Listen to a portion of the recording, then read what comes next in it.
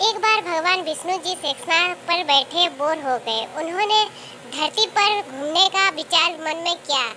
वैसे भी कई साल हो गए थे धरती पर आए और वह अपनी यात्रा की तैयारी में लगे गए।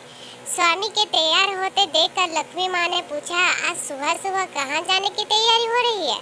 विष्णु जी ने कहा, हे लक्ष्मी, मैं धरती लोक पर घूमने जा रहा हूँ। तो कुछ सोचकर लक्ष्मी माँ ने कहा, हे देव, क्या मैं भी आपके साथ चल सकती हूँ? भगवान विष्णु ने 2 पल सोचा, फिर कहा, एक शर्त पर तुम मेरे साथ चल सकती हो। तुम धरती पर पहुंचकर उत्तर दिशा की ओर बिल्कुल मत देखना। इसके साथ ही माता लक्ष्मी ने हाँ कह के अपनी बात मनवा ली और सुबह सुबह माँ लक्ष्मी और भगवान विष्णु धरती पर पहुंच गए। अभी सूर्य देवता निकल रहे थे। रात बरसात होकर हटी थी। चारों ओर हरियाली ही हरियाली थी। उस समय चारों ओर सुबह शांति थी और धरती बहुत ही सुंदर दिख रही थी और माँ लक्ष्मी मंत्रमुग्ध होकर धरती को देख रही थी और भूल गए कि पति को क्या वचन देकर आई है और चारों ओर देखती हुई कब उत्तर दिशा की ओर देखने लगी पता ही नहीं चला। उत्तर दिशा में माँ लक्ष्मी को एक बहुत ही सुंदर बगीचा नजर आया और उस तरफ से भीनी भीनी खुशबू आ रही थी और बहुत ही सुंदर सुंदर फूल फले थे। यह एक फूलों का खेत था और माँ लक्ष्मी बिना सोचे समझे उस खेत में गई और एक सुंदर सा फूल तोड़ लाई।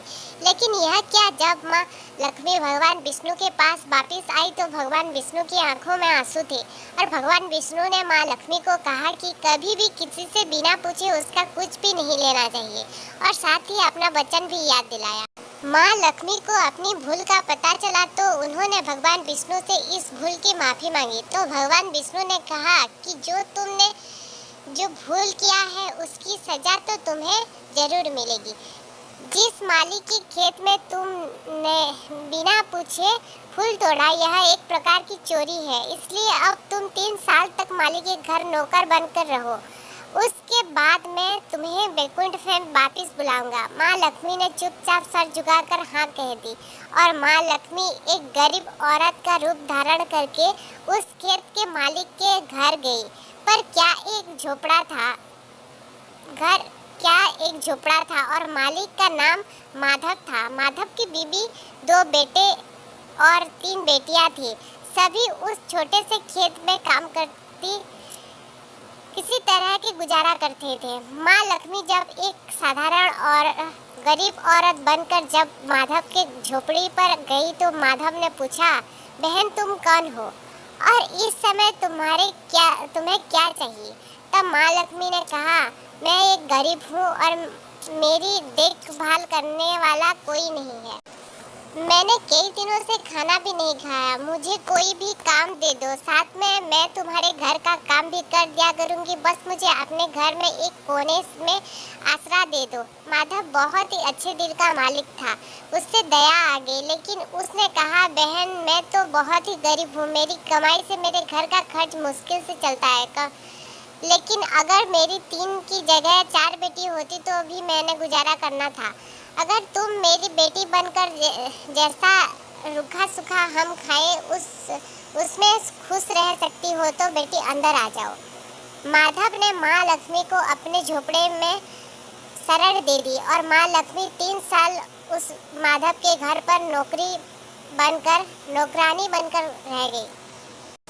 जिस दिन माँ लक्ष्मी माधव के घर आई थी उस से दूसरे दिन ही माधव को इतनी आमदनी हुई फूलों से कि शाम को एक गाय खरीद ली। फिर धीरे धीरे माधव ने काफ़ी ज़मीन खरीद ली और सब ने अच्छे अच्छे कपड़े भी बना लिए और फिर एक बड़ा पक्का घर भी बना लिया।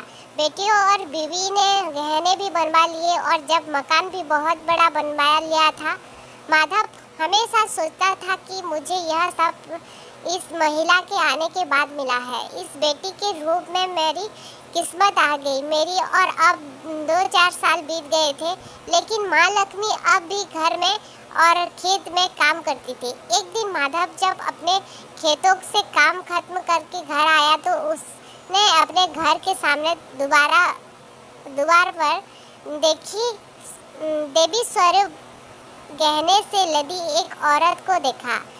ध्यान से देखकर पहचान गया और यह तो मेरी मुँह बोली छोटी बेटी यानी वही औरत है, और पहचान गया कि यह तो माँ लक्ष्मी है। अब तक माधव का पूरा परिवार बाहर आ गया था और सब हैरान होकर माँ लक्ष्मी को देख रहे थे। माधव बोला है, माँ हमें माफ कर, हमने तो तेरे अनाज में ही घर और खेत में काम करवाया है माँ, यह ऐसा अपराध हो गया। हे माँ, हम सबको माफ कर दे। अब माँ लक्ष्मी मुस्कुराई और बोली, हे माधव, तुम बहुत ही अच्छे और दयालु व्यक्ति हो। तुमने मुझे अपनी बेटी की तरह से रखा, अपने परिवार को सदस्य की तरह से।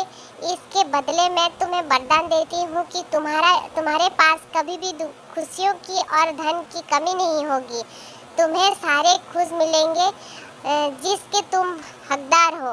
और फिर माँ अपने स्वामी को दोबारा भेजे रथ में बैठकर वैकुंठ चले गए। आपको इस कहानी कैसी लगी? अच्छी लगी हो तो please like, subscribe and share जरूर कीजिएगा। धन्यवाद।